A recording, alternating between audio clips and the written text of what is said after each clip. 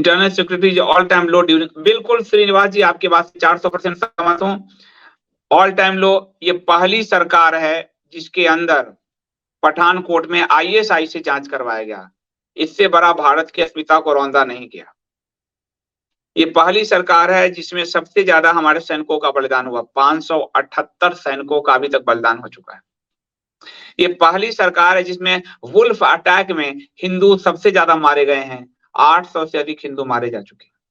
ये पहली सरकार है जिसमें एक घटना को लेकर, नुपुर वाले को लेकर लगातार 6 हिंदुओं के गले काटे गए। स्वतंत्रता के बाद श्री अस्पताल में कभी गले नहीं काटे गए। ये पहली सरकार है जिसके दौरान 1 साल तक किसान आंदोलन के नाम पर पूरे दिल्ली और आसपास के इलाके को ठप किया गया।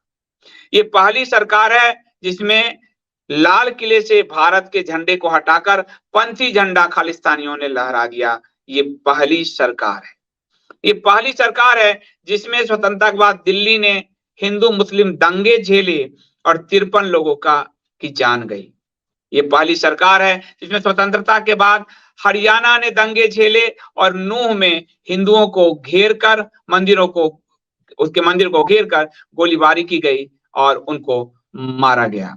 ये पहली सरकार है जिसमें मणिपुर से हिंदुओं का पलायन हुआ, मैतेई हिंदुओं का पलायन हुआ। मणिपुर में चुराचांदपुर जैसे जगह को साफ कर दिया गया और कुकियों पे कोई कार्रवाई नहीं हुई। असम राइफल ने कुकियों को बचाने का काम किया और मैतेई हिंदुओं का सर्वनाश हो गया।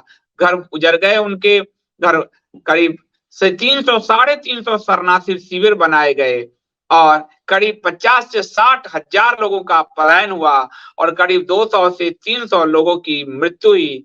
ये पहली सरकार है।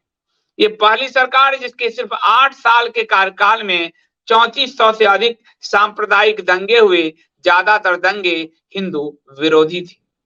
ये पहली सरकार है जिसके दौरान खालिस्तान से लेकर इस्लामिक आतंकवाद तक सबको खुला छूट दिया गया, सिर्फ तुष्टीकरण में, और देश को कई मुसीबतें झेलनी पड़ी।